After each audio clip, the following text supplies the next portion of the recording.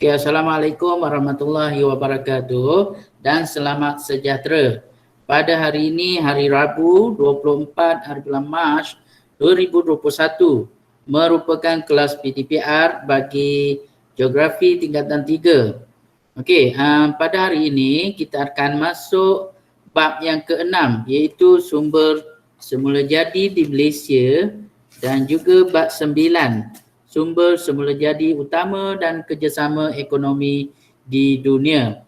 Okey, untuk objektif kamu boleh lihat pada muka surat 98 dan juga 148. Cuma cikgu boleh bacakan secara sepintas lalu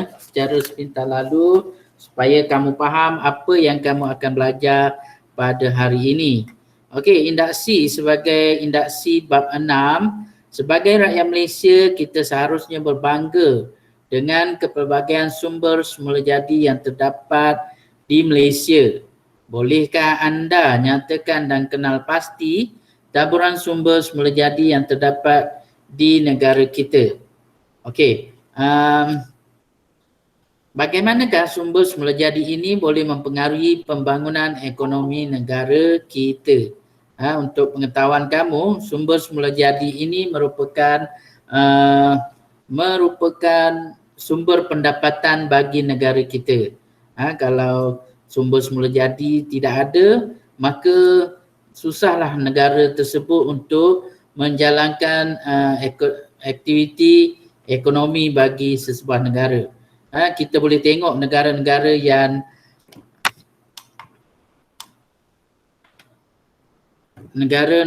yang tidak mempunyai sumber, mereka akan menjalankan aktiviti selain daripada berasaskan sumber.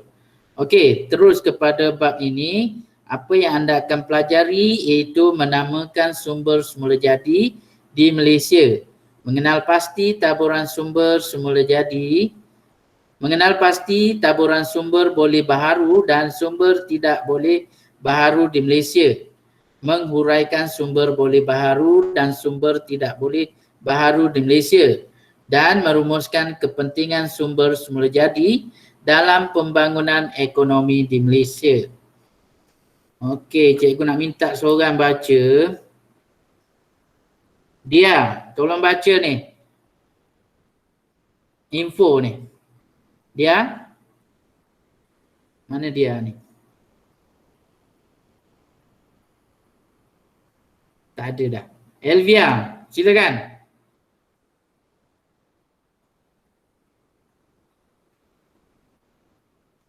Elvia. Yo. Baca. Info. Info tu. Info perairan laut China Selatan yang merangkumi Pahang, Terengganu, Kelantan, Sabah dan Sarawak berpotensi untuk penjanaan tenaga ombak pada masa hadapan kerana mempunyai laut terbuka yang menerima jumlah angin dan arus yang kuat sepanjang tahun. Sumber Royal Institution of Surveyors Malaysia 2011. Okey, terima kasih Elvia.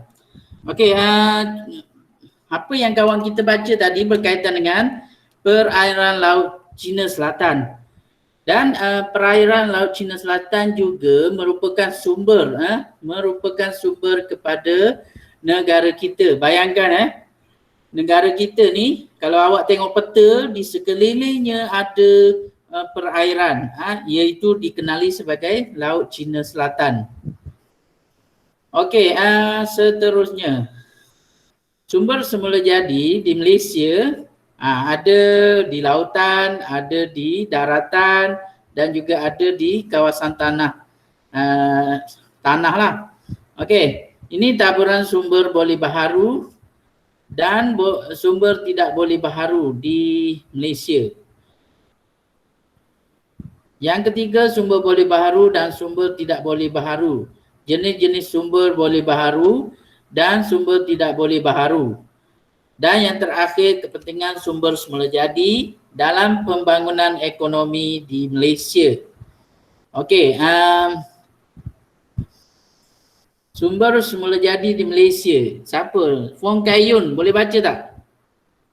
Fong Kayun. Boleh. Baca. Mana? Ni.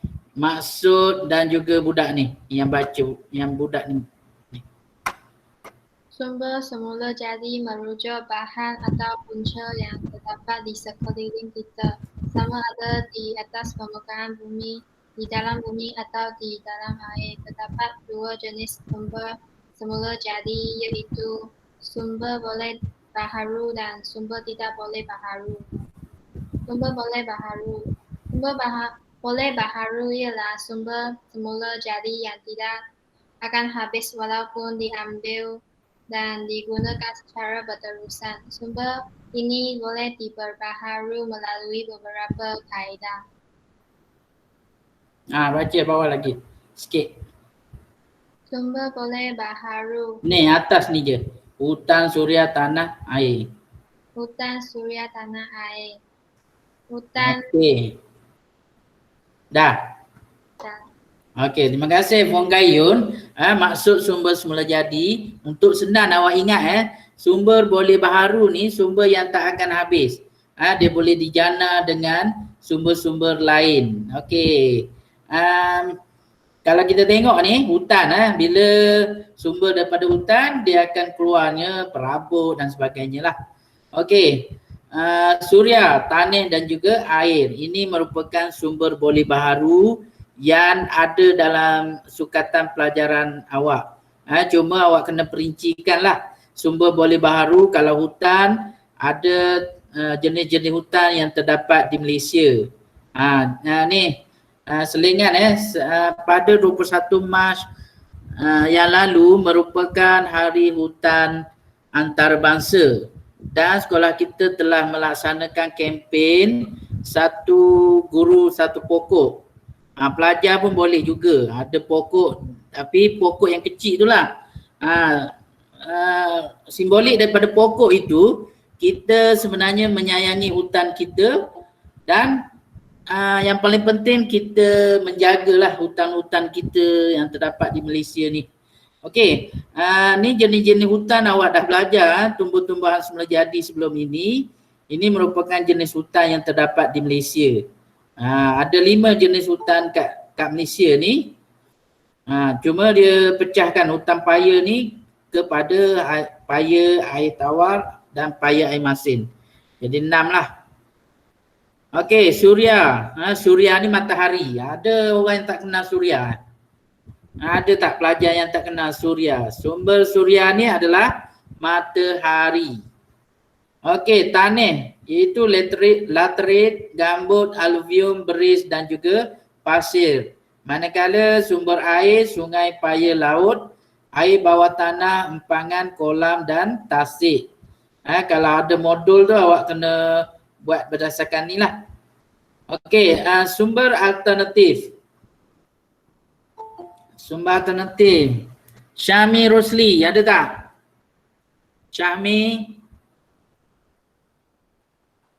Mana Syami? Cikgu panggil dia dah keluar. Lukman. Ya, cikgu. Baca ni sumber alternatif. Okey. Ada 4 sumber tenaga alternatif. Yang pertama iaitu berasaskan alam semula jadi seperti suria, air, angin, ombak, kolam air panas, sisa tumbuhan dan tinja haiwan untuk menghasilkan sumber kuasa elektrik. Yang kedua bersifat mesra alam dan digunakan untuk menggantikan penggunaan bahan api fosil seperti minyak, gas dan arang batu. Dan yang ketiga, contoh tenaga alternatif ialah pencernaan kuasa hidroelektrik, tenaga suria, biomas, ombak, geotermal dan angin. Dan yang terakhir antara sumber tenaga alternatif di Malaysia iaitu tenaga hidroelektrik di Empangan Kerja, Terengganu. Dan yang kedua tenaga suria di pemasangan panel solar pada bumbung bangunan dan rumah. Dan yang ketiga tenaga biomas di Miri dan Seri Aman di Sarawak. Dan yang terakhir tenaga angin Pulau Layang-Layang di Sabah. Okey, terima kasih Luqman Lukfan. Okey, itu adalah sumber alternatif. Biomas bermaksud tenaga yang dihasilkan daripada bahan buangan organisma hidup yang terdapat di dalam sesuatu ekosistem atau kawasan. Manakala geotermal pula tenaga yang dihasilkan atau berpunca daripada haba dalaman bumi. Okey, sumber tidak boleh baharu. Sumber Syami. Kau keluar tu apa hal? Baca, buka mic. Saya tertekan cikgu. Dah, okey. Buka ni. Yang mana cikgu? Ni yang tengok kat skrin, nampak tak skrin awak tu? Okey, nampak. Ni sumber tidak boleh baharu ni. Baca yang budak ni baca, lepas tu bawah yang ni gambar-gambar ni sebut. Mula-mula nak yang ni dulu. Sumber tidak boleh baharu ialah sumber semula jadi yang akan habis atau pupus dalam jangka waktu yang tertentu. Jika penerokaan sesuatu sumber itu tidak dikawal dan dirancang dengan baik. Sumber tidak boleh baharu antaranya terdiri daripada sumber mineral yang diperoleh dengan menggali atau melombong permukaan dan kerak bumi. Terdapat sumber mineral yang digali di dasar laut seperti petroleum dan gas asli. Sumber mineral pula terbahagi kepada dua jenis, iaitu logam dan bukan logam. Sumber contoh mineral logam, emas, barangan kemas, biji timah, barangan pewter, biji besi, barangan logam, kuprum, wayar, bauksit, bahan asas aluminium. Okey.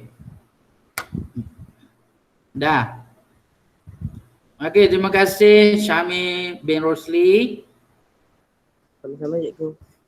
Syami Rosli. Okey, sumber tidak boleh baharu ni dia akan habis lah. Bila kita di teroka, kita ambil bahan tersebut, jadi lama-kelamaan dia akan habis. Cuma petroleum, petroleum ni dia akan habis, tetapi lambatlah masa dia. Lambat masa ni. Ni sumber petroleum ni contoh sumber mineral bukan logam.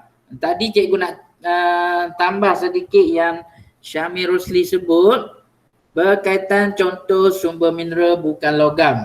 Yang Syami sebut tadi sumber mineral logam.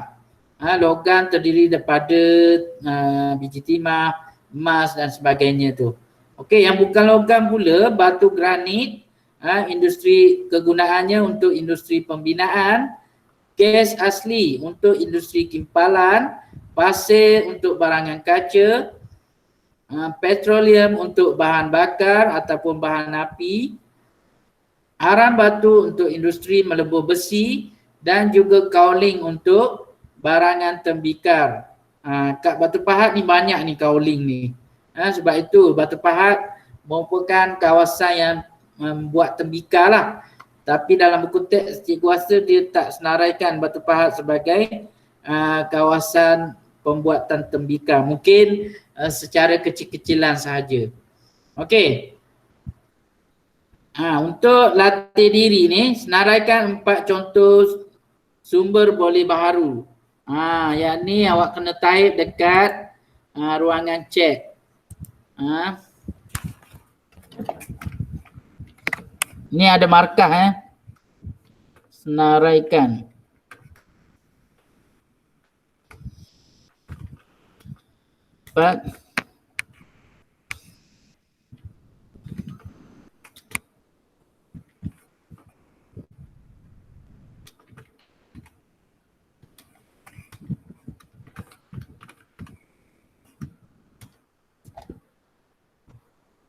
Okey, jawapan bagi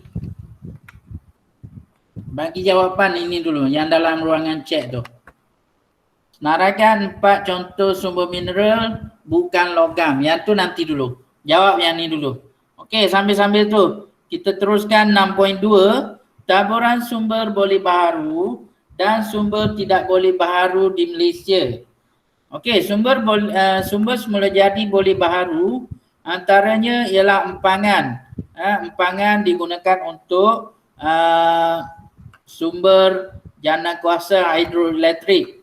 Okey, sumber empangan terdapat di beberapa kawasan, iaitu nombor 1 di kawasan Pergau, 2 Temenggur, 3 Bersia, 4 Kenering, 5 Cenderuh, 6 Sungai Piah bawah, 7 Sungai Piah atas, 8 Tasik Kenyir 9 Batan Air, 10 Bakun, 11 Murun, 12 Tenung Pangi. Ini merupakan kawasan empangan ataupun taburan, taburan-taburan kawasan. Taburan tu merujuk kepada kawasan, kawasan yang dijadikan empangan hidroelektrik. Okey, kawasan ini, kenapa kawasan ini dijadikan kawasan empangan hidroelektrik? Kerana kawasan ini mungkin terdapat sumber air yang begitu banyaklah untuk menampung putaran turbin yang diperlukan untuk menghasilkan jana kuasa elektrik tersebut.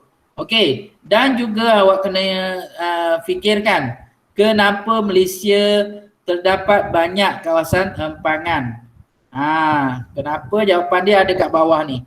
Jumlah hujan kira-kira 2,600 mm setahun menjadikan Malaysia amat berpotensi membangunkan kuasa hidroelektrik. Okey, yang kedua empangan ialah tambak yang dibina untuk menahan aliran air. Ada soalan, mungkin soalan simple. Dia tanya apa maksud empangan?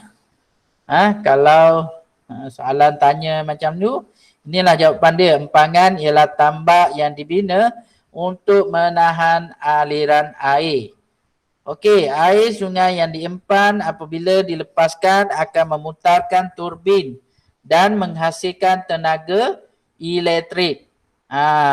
Sebab tu bila air tasik ke air sungai yang ditahan alirannya, maka dia akan dilepaskan bila mana air tu dah penuh. Bila air dah penuh, lepaskan dan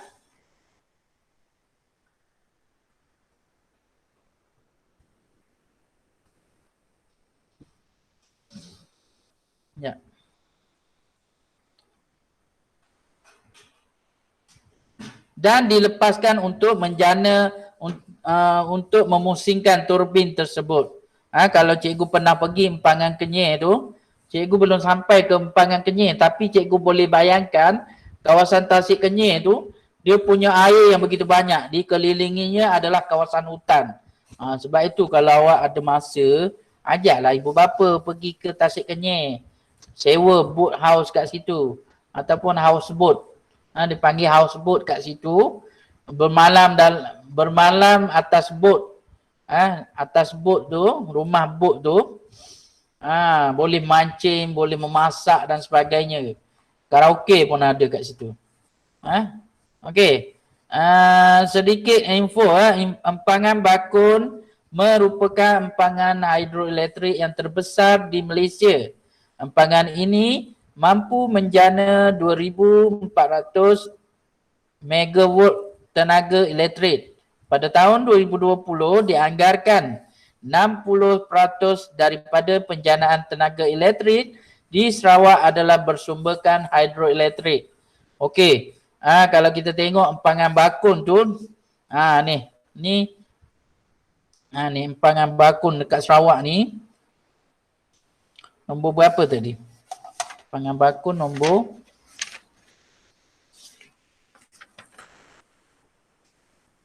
nombor 10. Ni empangan Bakun nombor 10, panjang Tengok dia punya tu. Panjang dia punya aliran tu. Jadi dah separuh Sarawak ni. Ni kawasan hutan sebab tu empangan Bakun ini memerlukan kawasan hutan yang begitu banyak untuk menjana tenaga elektrik seluruh Sarawak tu. Okey, ni empangan bakun. Oi. Ni empangan tenumpangi di Sabah. Okey, seterusnya sumber semula jadi boleh baharu yang terdapat di Malaysia iaitu hutan. Jenis hutan dan lokasi jenis hutan dan tanah kalau dia pecahkan kepada beberapa jenis hutan. Hutan hujan tropika sesuai dengan tanah aluvium dan juga tanah laterit. Manakala lokasi hutan hujan tropika ini di bahagian tengah semenanjung Malaysia dan juga bahagian pedalaman Sabah dan Sarawak. Okey, dua kawasan ini merupakan lokasi hutan hujan tropika. Sumber hutan hujan tropika iaitu cengal, meranti, merbau, mersawa, jelutung, keruing, nyatuh, buluh, rotan, orkid, paku pakis dan tumbuh-tumbuhan herba. Harimau, jenis hidupan liar pula, harimau, gajah, tapir, landak, kancil dan juga monyet. Ni awak belajar dalam bab 5 iaitu hidupan liar. Yang ni hidup tumbuh-tumbuhan semula jadi. Bab 4. Jadi bab 4, bab 5, bab 6 merupakan kaitan. Ada perkaitan. Jadi cikgu sebut sepintas lalulah sebab kita tak banyak masa. Okey, hutan paya air tawar. Terdapat di kawasan tanah gambut dan juga tanah aluvium. Di sekitar Tasik Chini, Tasik Bera, Rompin dan juga Pekan Pahang, Sabak Bernam dan juga Tanjung Karang, Selangor. Dataran Hilir Perak, sekitar Sungai Lupar dan Sungai Rajan Sarawak. Okey, kalau ada masa selepas PKP ni ajak ibu bapa kamu pergi ke kawasan ini. Ni tempat laluan cikgu ni, sekitar Tasik Chini. Cikgu dah singgah. Tasik Bera pun cikgu dah singgah, Rompin tu dan Pekan.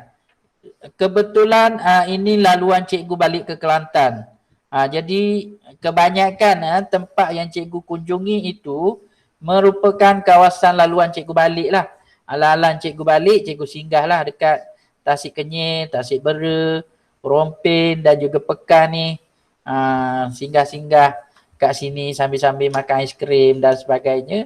Seronok juga bila kita bersahabat dengan alam, kita punya fikiran yang berkecamuk di tempat kerja, kenalah cari tempat-tempat macam gini untuk refresh balik kita punya fikiran tu. Okey, dataran Hilir Perak. Dataran Hilir Perak pun cikgu pernah pergi. Sekitar Taiping, okey, dan juga Teluk Intan, Taiping, Teluk Intan.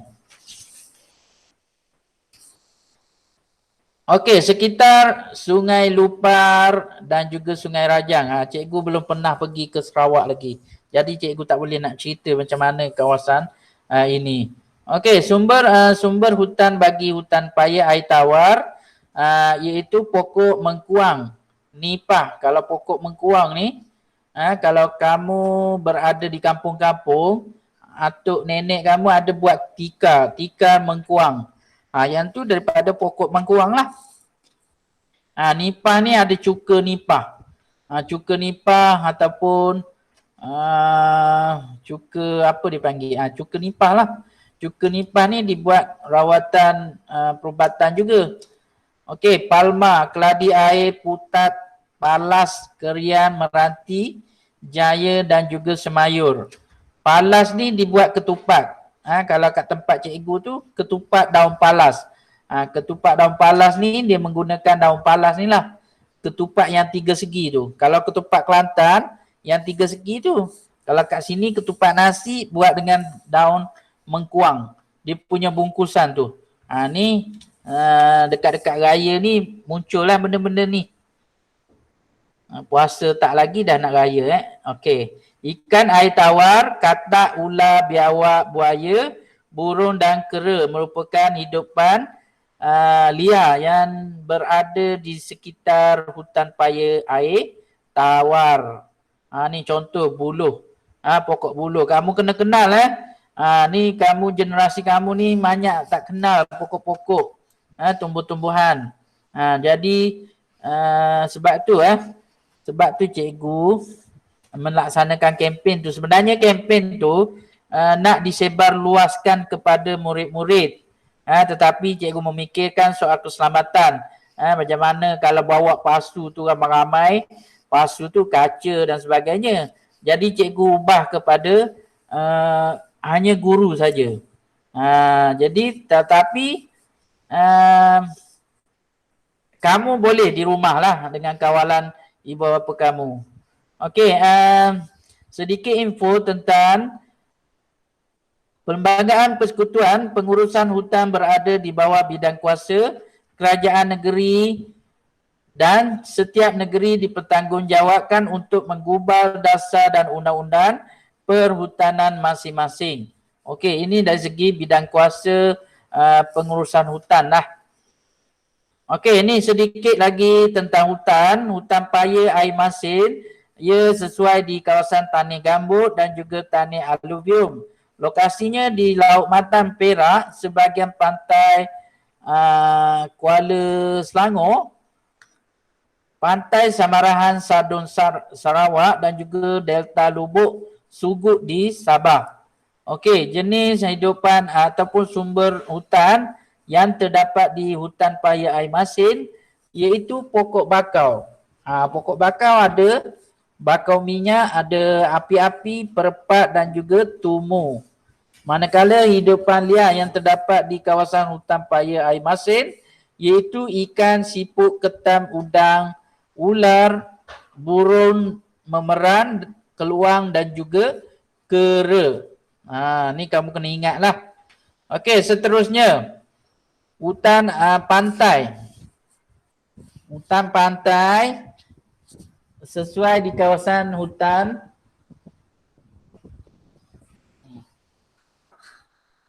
pantai sesuai di kawasan pantai Tanjung Ru, Langkawi, Kedah, Pulau Sipadan, Sabah, Pulau Talan-Talan di Sarawak dan juga pantai Penarik di Terengganu. Okey, jenis sumber hutan sumber hutan yang terdapat di kawasan hutan pantai adalah pokok ru, tapak kuda, mengkuang laut, berbaru, pokok kelapa dan juga rumput pantai.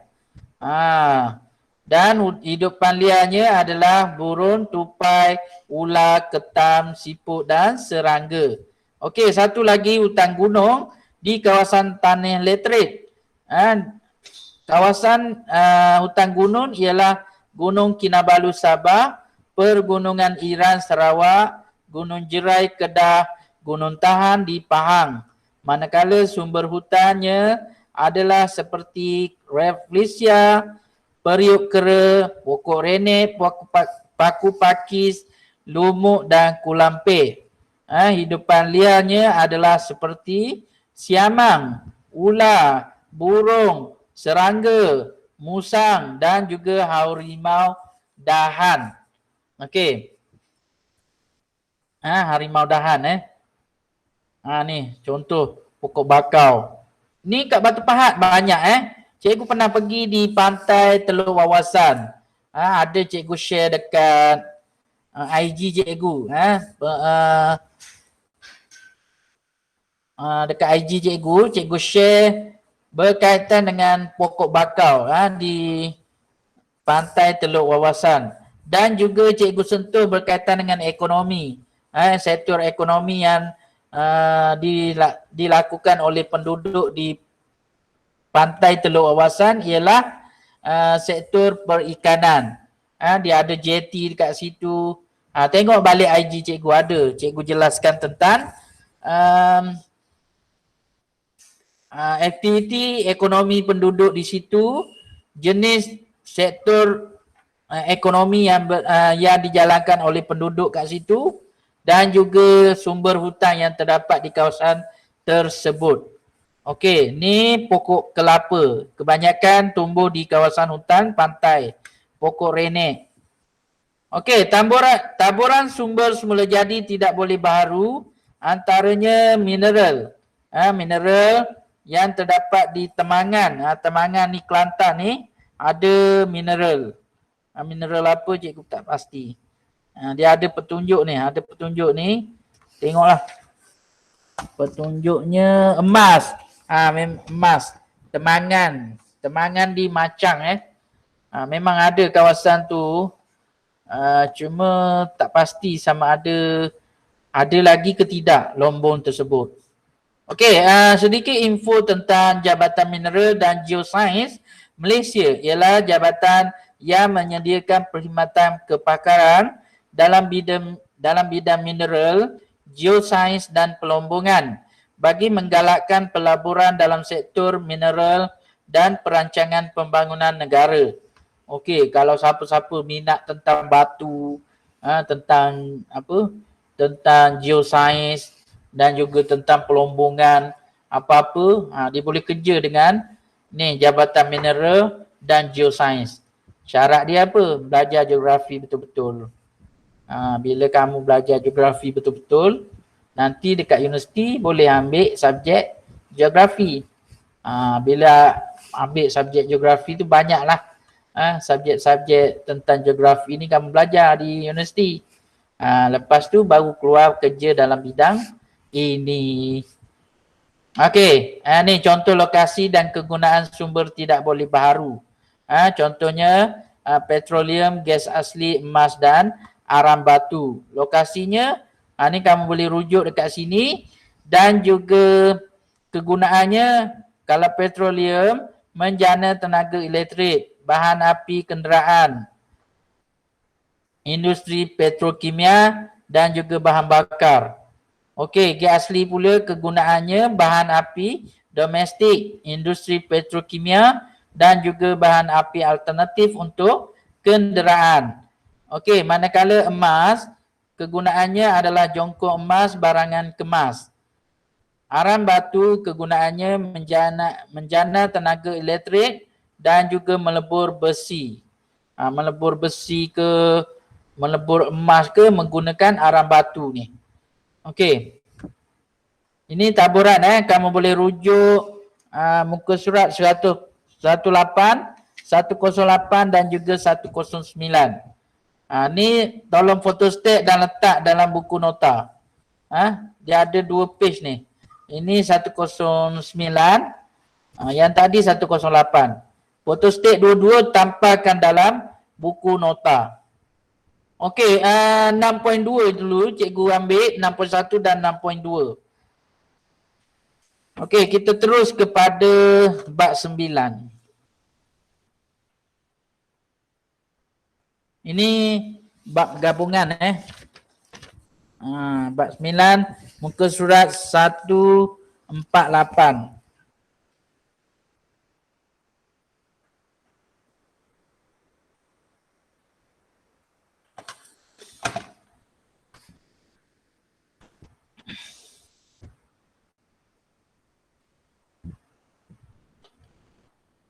Okey, ni bab 9, sumber semula jadi utama dan kerjasama ekonomi di dunia. Mempunyai kaitan dengan bab yang ke-6 tadi, sumber ekonomi di Malaysia.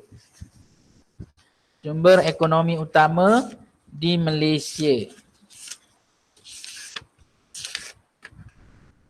Sumber semula jadi di Malaysia.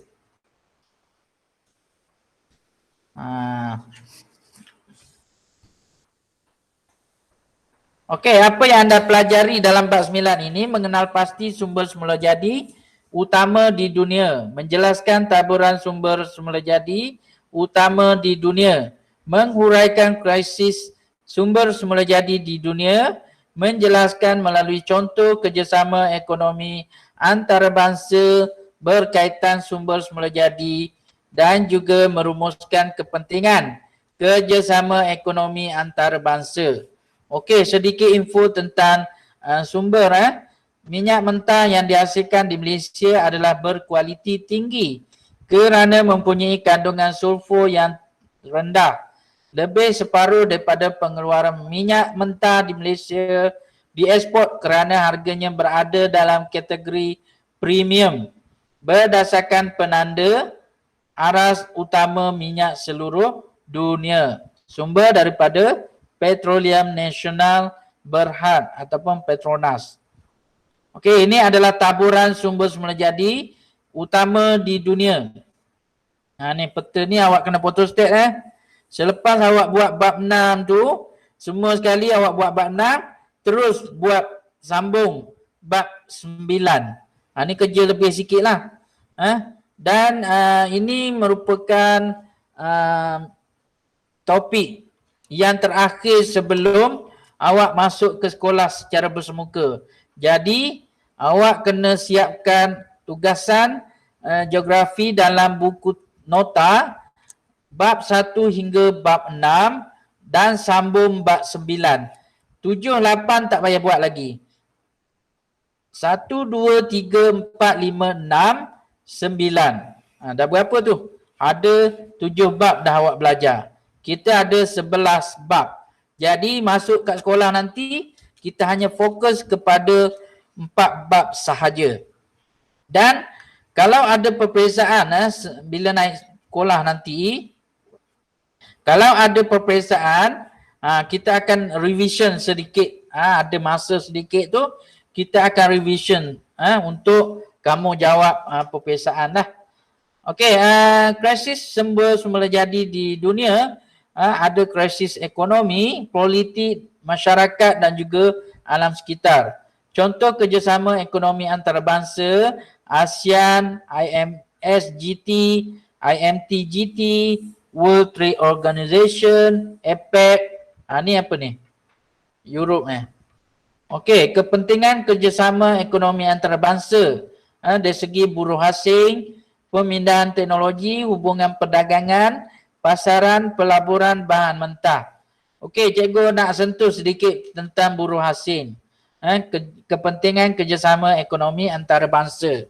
Sebenarnya dalam sumber semula jadi utama dan kerjasama ekonomi di dunia ini, dia mempunyai berkaitan dengan penyediaan buruh asing bagi negara-negara tertentu. Contohnya kita menjalinkan kerjasama dengan dengan Indonesia. Jadi kita juga mengambil buruh asing daripada negara Indonesia. Kita juga menjalinkan kerjasama dengan India, katakan. Dan ada beberapa certain kita mengambil buruh asing daripada India untuk sektor-sektor tertentu. Okey, taburan sumber semula jadi utama di dunia, sumber tenaga utama di dunia. Sumber tenaga terbahagi kepada sumber tenaga bahan bakar, iaitu petroleum, gas asli dan aram batu, serta sumber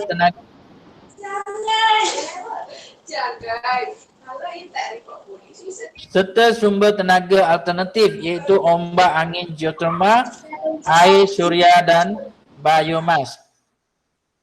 Okey.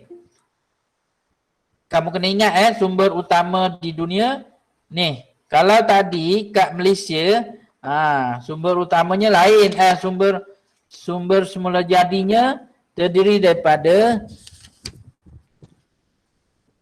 hutan, suria, tanah, air. Yang tu sumber semula jadi yang boleh baharu. Yang tak boleh baharu macam emas, bauksit, kuprum, biji timah, biji besi, petroleum dan sebagainya. Okey, tetapi di dunia kita hanya fokus kepada petroleum, gas asli, aram batu serta sumber tenaga alternatif seperti ombak angin geotermal, air suria dan biomas. Bila kamu buat nota, kamu buat dua macam ni. Sumber tenaga bahan bakar. Lepas tu buat nombor 1 petroleum, 2 gas asli, 3 aram batu. Manakala sumber tenaga alternatif, kamu buat nota Nombor 1 ombak, 2 angin, 3 geotermal, air, suria dan biomas. Baru kamu tak keliru tentang nota-nota yang kamu buat. Okey, ni contoh petroleum di negara Arab Saudi. Negara Arab Saudi kat mana? Ni rujuk kepada peta lah. Peta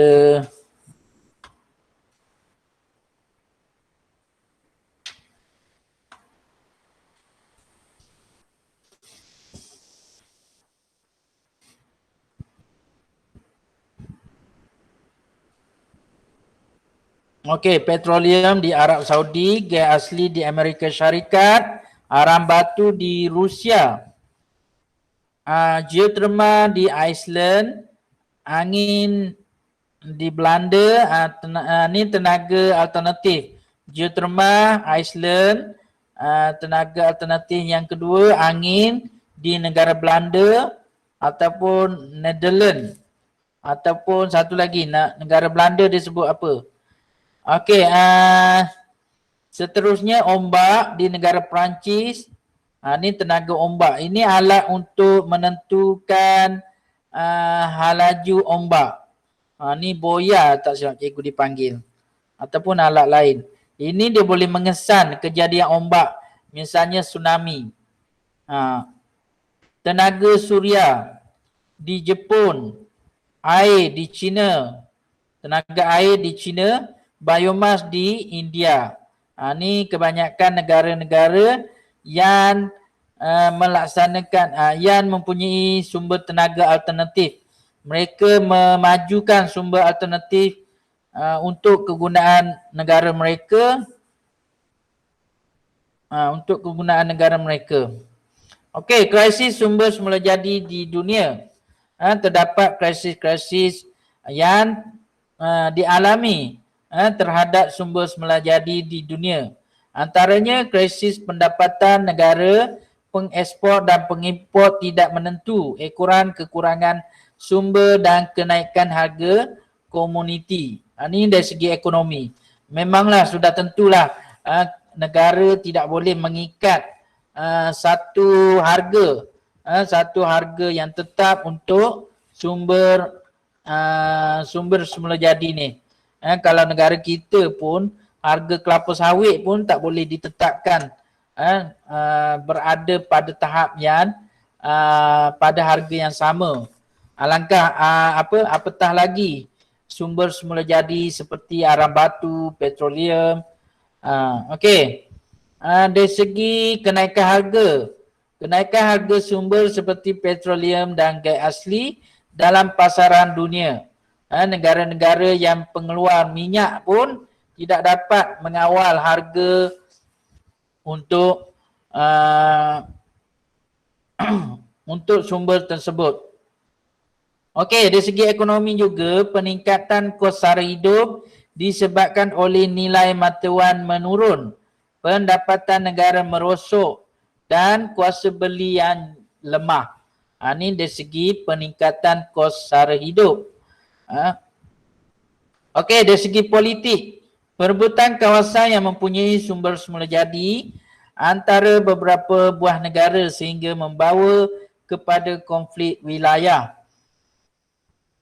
Tekanan politik ke atas negara-negara pengeluar sumber dan berlaku konflik politik dalam sesebuah negara, ekoran timbulnya pelbagai krisis ekonomi.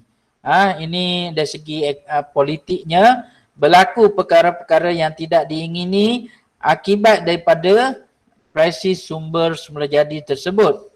Okey, dari segi krisis terhadap masyarakat, antaranya peningkatan kadar kemiskinan, peningkatan kadar kebuluran dan wujud pelbagai masalah sosial dalam masyarakat.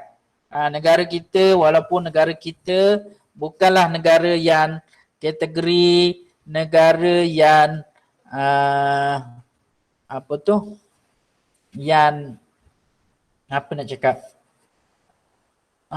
ginilah, negara kita mempunyai penduduk yang miskin, tetapi kadar kemiskinan itu tidaklah sampai melarat-larat sebagaimana di negara lain.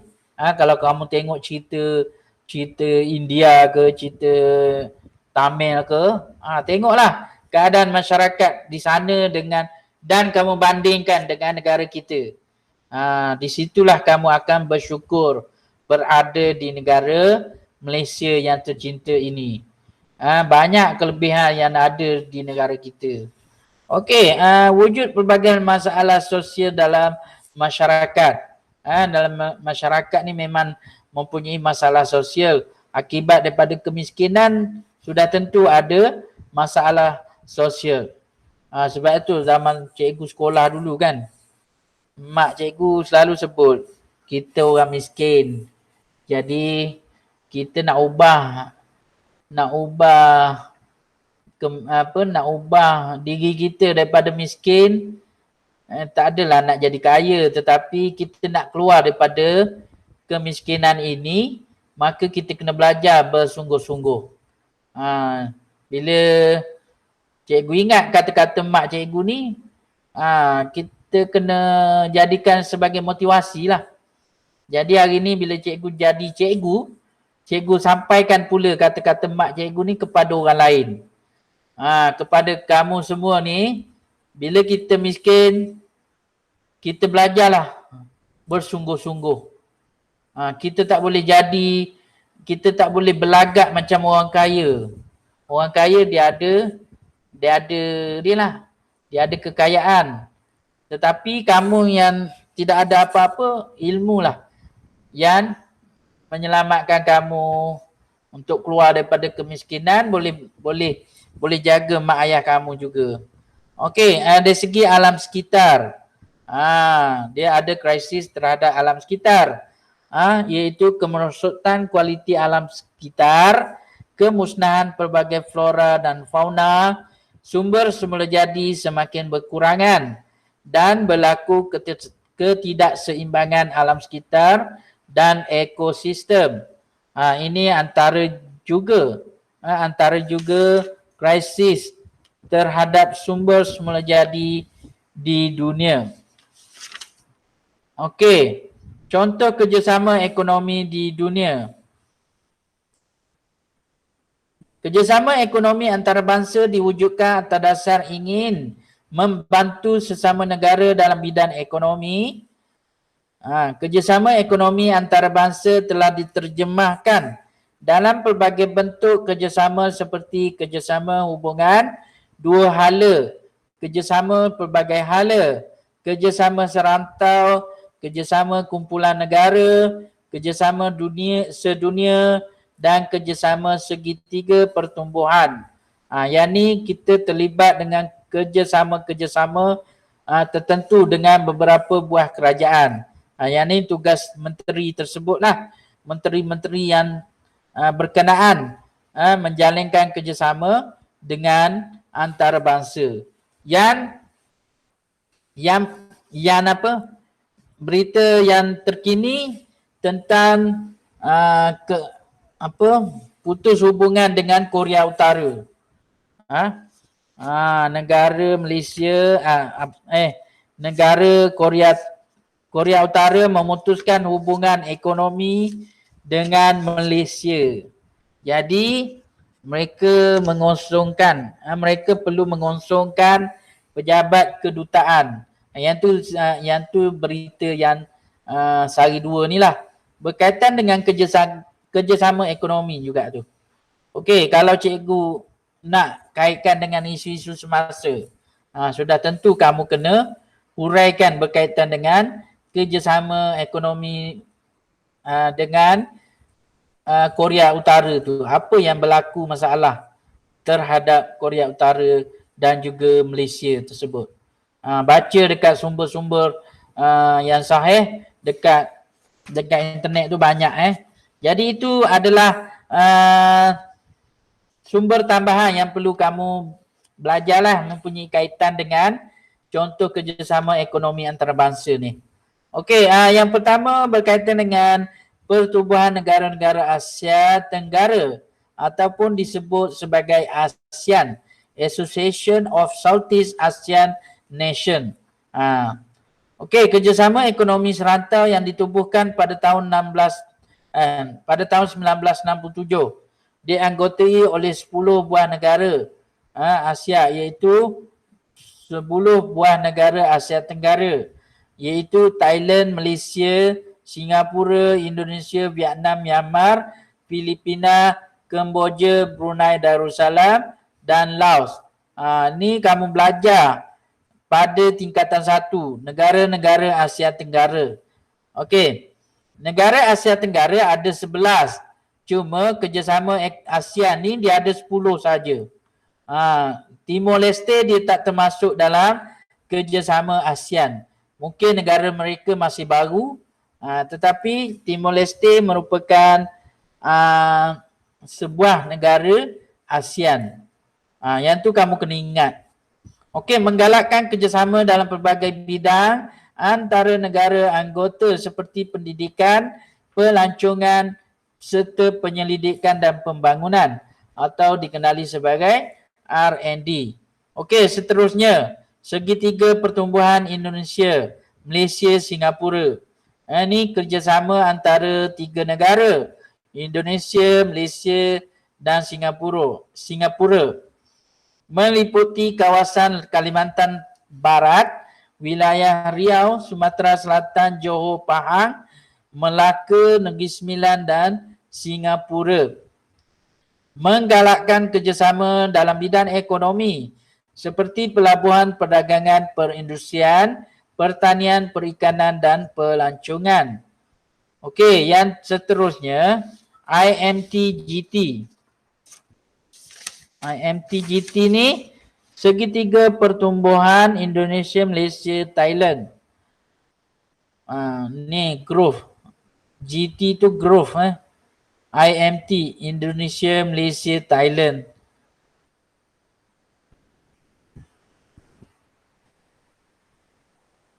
Growth triangle. Okey. Bidang fokus utama ialah pertanian dan industri asas tani, pelancongan, produk halal dan perkhidmatan. Okey, ni Kesatuan Eropah. Kalau kat kereta Vios, cikgu ni ada lambang ni. Kamu tengok ni apa lambang ni? Lambang ini adalah European Union. Biasalah orang main kereta. Itu dulu-dululah, tahun dulu-dulu. Sekarang ni cikgu dah ada lagi ke tidak? Rasa cikgu ada lagi lah. Cikgu bila dah tampal sekali cikgu tak buang-buang lah. Sampailah jadi hancur stiker tu baru cikgu keluarkan. Okey, ini Kesatuan Eropah. Kalau nampak stiker macam ni, ialah Kesatuan Eropah, merupakan komuniti Kesatuan Eropah, komuniti ekonomi Eropah yang kini dikenali sebagai Kesatuan Eropah yang ditubuhkan pada tahun 1958. Okey, baru-baru ini juga Kesatuan Eropah juga mengalami krisis seperti penarikan diri UK daripada Kesatuan Eropah. Bila UK tarik diri daripada menganggotai Kesatuan Eropah, dia menjadi krisis jugalah terhadap ekonomi di Europe. Dari segi perniagaan dan perdagangan bebas antara negara EU, Europe Union, tanpa had kuantiti import dan ekspor. Negara-negara kecil negara-negara kecil seperti Eropah ni, mereka mempunyai kesatuan yang kuat dari segi ekonomi. Bila mereka ada kesatuan yang kuat, mereka boleh bebas menjalankan perniagaan dan juga perdagangan. Contohnya Jerman mengeluarkan industri pemotoran ataupun industri otomotif. Jadi negara lain keluarkan benda lain pula. Ni antara Kesatuan Eropah, negara-negara di bawah Kesatuan Eropah ialah Austria, Belgium, Bulgaria, Croatia, Cyprus, Republik Czech, Denmark, Estonia, Finland, Perancis, Jerman, Greece, Hungary, Ireland, Itali, Latvia, Lithuania. Luxembourg, Malta, Netherlands, Belanda, Poland, Portugal, Romania, Slovakia, Slovenia, Spanyol, Sweden, United Kingdom. Ni kalau siapa yang minat bola sepak tu, Europe League tu, kamu kena tahulah ni EPL tu. EPL. Kena kena tahu. Kena tahu negara-negara ni. Portugal. Okey, seterusnya pertumbuhan ekonomi negara-negara Asia Pasifik atau dikenali sebagai APEC. Negara kita telah melaksanakan persidangan APEC pada tahun lepas. Okey, kerjasama ekonomi serentak yang ditubuhkan pada tahun 1989. Keanggotaan melibatkan China, Amerika Syarikat, Vietnam, Jepun, Rusia, Filipina, Indonesia, Korea Selatan, Peru, Singapura, Australia, Hong Kong, Thailand, Kanada, Malaysia, Mexico, New Zealand, Chile, Taipei, Brunei Darussalam dan Papua New Guinea. Menggalakkan perdagangan bebas dan pelaburan dalam kalangan negara anggota. Negara anggota mereka menggalakkan perdagangan bebas. Tapi negara Malaysia macam mana? Adakah barangan ataupun produk negara Malaysia mendapat tempat terhadap negara-negara APEC? Itu yang kita perlu fikirkan. Kalau kita nak kerjasama dengan APEC, kita mesti mengeluarkan perdagangan dan juga pelaburan yang dikenali lah oleh negara-negara ataupun diperlukan oleh negara-negara tersebut. Okey, pertumbuhan perdagangan dunia ataupun World Trade Organization, kerjasama sedunia yang ditubuhkan pada tahun 1995 melibatkan 164 buah kerajaan negara mengendalikan sistem perdagangan global berfungsi sebagai forum untuk rundingan perjanjian perdagangan, menyelesaikan pertikaian perdagangan antara negara anggota dan menyokong keperluan negara-negara sedang membangun. Ini adalah tugas World Trade Center. Okey. Contoh, cikgu ambil contoh. Ini contoh kerjasama ekonomi antara Malaysia dengan negara lain yang berkaitan dengan sumber semula jadi.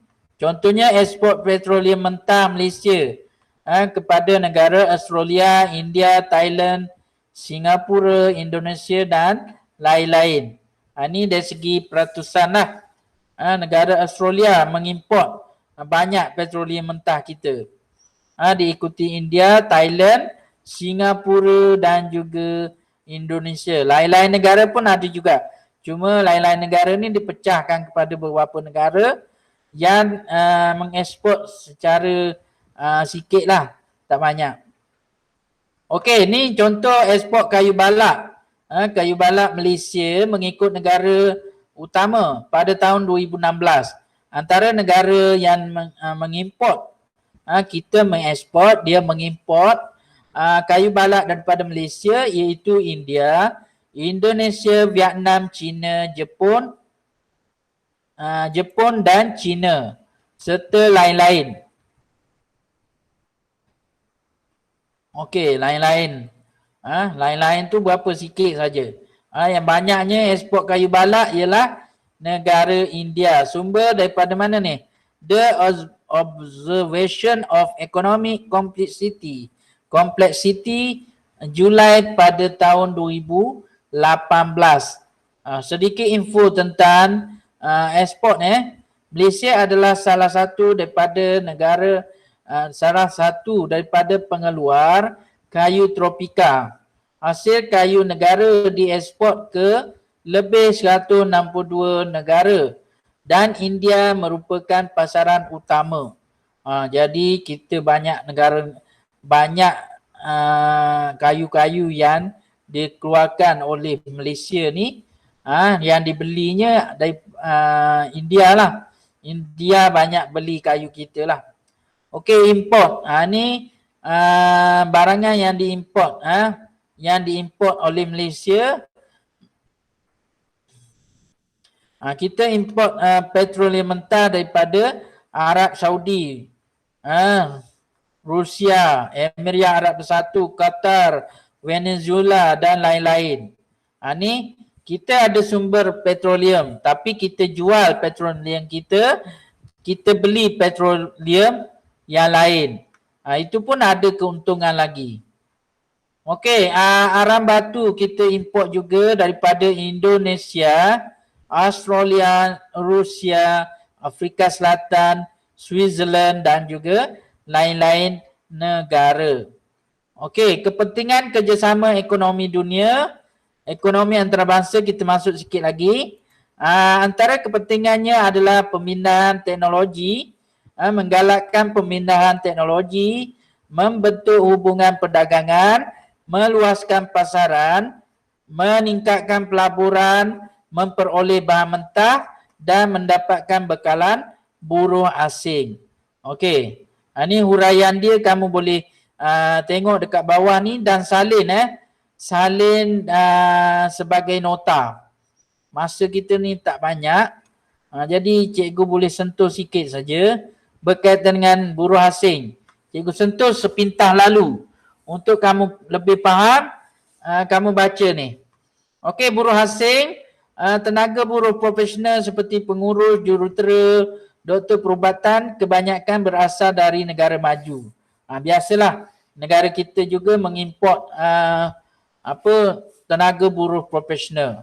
Pemindahan teknologi daripada negara-negara lain dari segi pembelian terus barangan modal, pembelian ekuiti, perjanjian pelesenan, peraturan paten dan cap dagang ataupun disebut copyright, aliran sumber manusia. Ini dari segi pemindahan teknologi.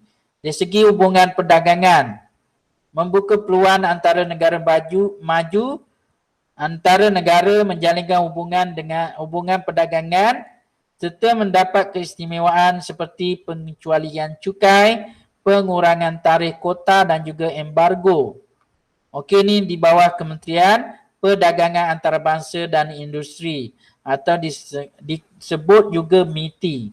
Dari segi pasaran, membolehkan negara bekerjasama dengan meluaskan pasaran ekspor barangan keluaran negara masing-masing. Dari segi pelaburan, menggalakkan pelaburan dalam negara untuk dijadikan modal bagi memulakan sesuatu kegiatan ekonomi. FDI melibatkan pembukaan operasi syarikat asing seperti syarikat kereta, telekomunikasi serta barangan elektrik dan elektronik di Malaysia. Contoh negara yang terlibat dengan pelaburan dengan negara kita iaitu Jepun, Korea Selatan, Amerika Syarikat, China dan Singapura melabur di Malaysia dalam sektor elektrik dan elektronik, industri besi dan keluli, industri minyak dan gas serta sektor perkhidmatan. Dan yang terakhir, bahan mentah. Kepentingan kerjasama ekonomi ni dari segi bahan mentah, membolehkan sesebuah negara memperoleh bekalan bahan mentah dari rakan dagang untuk kegunaan domestik dan industri melalui import. China mengimport petroleum mentah dari beberapa negara seperti Arab Saudi, Oman, Iraq dan Rusia. Meksiko dan Kanada merupakan antara negara utama yang mengimport gas asli dari Amerika Syarikat. Ni glosari ataupun konsep tentang tarikh. Tarif cukai yang dikenakan oleh kerajaan ke atas barangan yang diimport. Kota kuantiti barang yang dibenarkan untuk diimport, dijual dan lain-lain. Manakala embargo, larangan mengekspor dagangan ke sesebuah negara. Jadi kamu dah boleh buat nota sehingga bab yang ke-9. Ada apa-apa nak tanya boleh type di ruangan komen ataupun boleh di ruangan ni. Boleh buka mic, tanya, tak ada masalah. Okey, ada siapa nak tanya? Kita dah nak habis kelas ni sebab Kamu akan rehat sekejap dan okey, apa maksud alternatif? Alternatif ialah sumber pilihan lah, sumber baharu.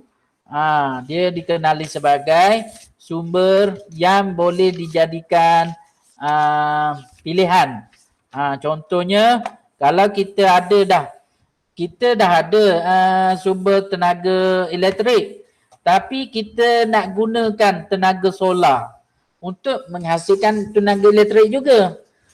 Tapi kita lebih suka kepada tenaga solar. Tenaga solar ni ataupun dia hasil daripada tenaga suria, dia lebih menjimatkan kos.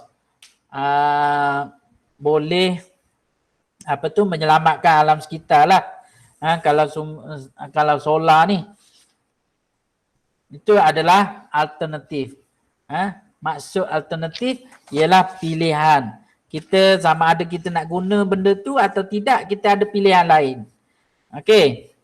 Tahniah Luqman Luqfan tanya soalan macam ni. Okey, yang lain mana? Soalan. Kita nak berakhir kelas ni. Baik tanya soalan dulu. Baru kita ada feedback antara guru dan murid. Bukan hanya cikgu je bersembang kencang gini, kamu diam je, tak tahu apa benda. Faham ke tidak, cikgu tak tahu. Okey, ada soalan? Fong Kayun ada soalan? Tanya kat sini. Syamir Rosli ada nak tanya apa-apa? Elvia Sitio, Elvia Yo. Elvia, ada soalan?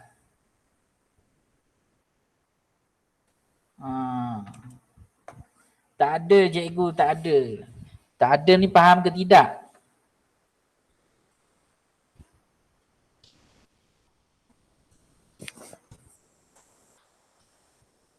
Okey, bab 6 tadi cikgu skip sikit sebabnya takut tak sempat untuk. Okey, cikgu masuk sikit Kepentingan sumber semula jadi dalam pembangunan ekonomi di Malaysia. Ada beberapa kepentingan sumber semula jadi di Malaysia, iaitu dari segi sumber bahan mentah, dari segi menjana pendapatan. Ini kepentingan untuk sumber ekonomi di Malaysia. Pembukaan kawasan baru, kemajuan infrastruktur dan juga peluang pekerjaan. Setiap perincian ni ada dalam kat sini. Contoh sumber bahan mentah untuk industri hiliran. Menjana pendapatan negara, sektor seperti bahan mentah seperti petroleum, gas asli dan juga kayu balak. Kepentingan dari segi pembukaan kawasan baru, iaitu mewujudkan bandar-bandar baru. Kemajuan infrastruktur, misalnya jalan raya, pelabuhan, lapangan terbang dan juga landasan kereta api dibangunkan untuk pengurusan sumber. Okey, untuk peluang pekerjaan, sudah tentulah kepentingan sumber semula jadi ni ada kepentingan untuk menyediakan peluang pekerjaan dalam sektor perkhidmatan, pembuatan, pembinaan, pertanian dan pelombongan dan pengkuarian. 3 benda itu boleh menjana peluang pekerjaan kepada rakyat negara kita Malaysia. Okey, dengan itu berakhirlah PDPR pada minggu ini. Minggu depan kamu cuti seminggu dan 4 hari bulan 4 kamu akan hadir ke sekolah secara bersemuka. Okey, cikgu ucapkan selamat kembali ke sekolah, jaga SOP, jaga jarak dan sebagainya mengikut saranan daripada Kementerian Kesihatan Malaysia dan juga arahan daripada guru di sekolah. Walaupun kita dah boleh bersemuka, tetapi kita kena jaga jarak kita, kena pakai mask dan pakai pelitup muka dan basuh tangan seperti biasalah. Okey. Dan cikgu ucapkan selamat maju jaya. Nota tu sampai bab 9 jangan lupa. Dan masuk ke sekolah nanti mungkin jadual kita akan pack lah. Sebab semua benda kita akan belajar pada masa tu. Okey. Itu saja. Tak ada apa-apa. Cikgu nak stop perbincangan kita pada hari ini. Sekian, terima kasih. Assalamualaikum warahmatullahi wabarakatuh dan selamat sejahtera. Terima kasih cikgu atas ilmu yang diberikan. Sama-sama, sama-sama. Okay, bye. Sama-sama semua.